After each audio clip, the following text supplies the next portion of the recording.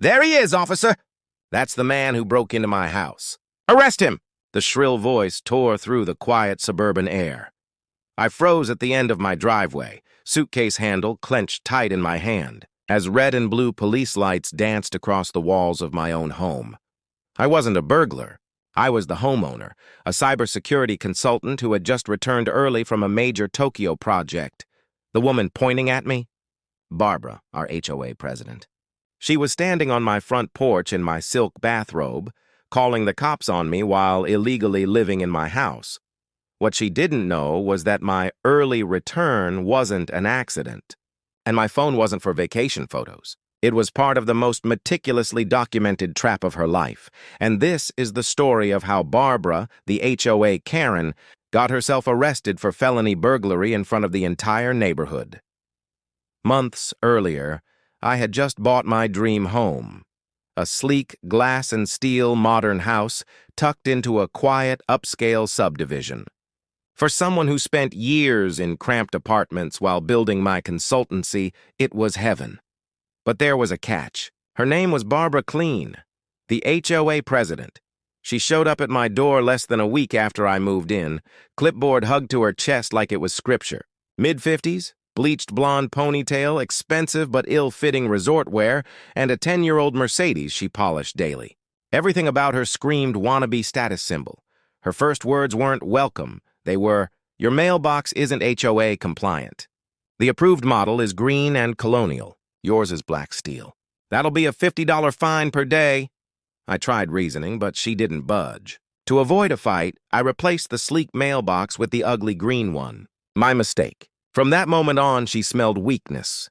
Trash cans visible for 45 minutes? Violation. Japanese maple not on the approved flora list? Violation. Amazon package left on the porch too long? Violation. It was death by 1,000 HOA notices. The setup then came a major Tokyo contract, 1 month overseas.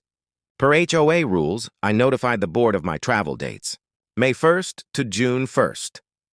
Before I left, I armed my home with a state-of-the-art system I designed myself, 16 HD cameras, smart sensors, and full digital logs. Nothing escaped it. At first, everything was normal. Then the data changed. Thermostat manually adjusted. Fridge stocked with groceries I never bought. Plex account logged hours of reality TV. I checked the cameras, and there she was, Barbara, on my couch. Wrapped in my cashmere throw, drinking wine from my glass, watching my TV, not robbing my house, living in it. She used the HOA emergency key rule as her ticket. She knew my schedule. She knew I wouldn't be home until June. She thought she had a free vacation, but I wasn't calling the cops from Tokyo. Not yet. I needed more than accusations. I needed undeniable proof. So I started recording the evidence. The cameras caught everything.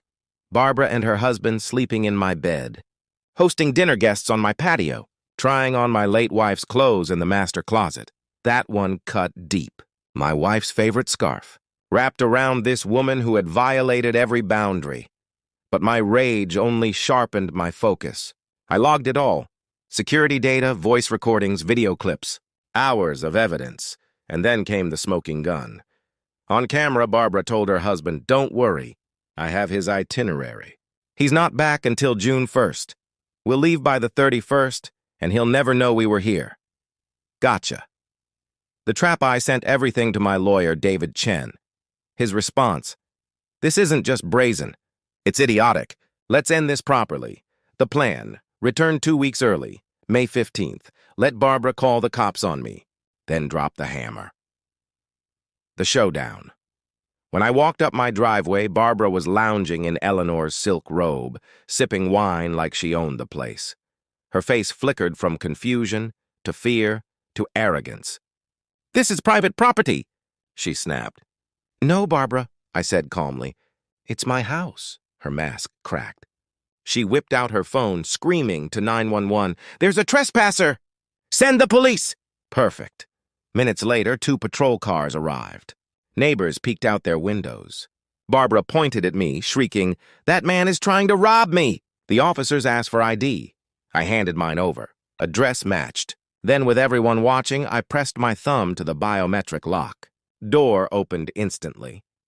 Silence. Barbara froze. And that's when David arrived. Briefcase in hand, evidence ready, he played the recording. Barbara's own voice. "We'll leave by the 31st. He'll never know we were here." Her husband, Gary, broke down instantly. "I told her it was a terrible idea. She made me do it." The cops didn't need more. They cuffed Barbara right there on my porch, the self-proclaimed queen of the HOA, dragged away in front of her kingdom. The aftermath: Barbara pled guilty to felony trespass and theft. 3 years probation, fines, full restitution, including every bottle of wine, every coffee bean, even the scotch she served to guests. Her HOA reign collapsed. The emergency key rule was abolished. The board resigned in shame. My neighbor Arthur was elected president, finally bringing sanity back to the neighborhood. Barbara and Gary, forced to sell their house to cover legal fees. The last I saw of them, they were loading a U-Haul, faces pale and defeated.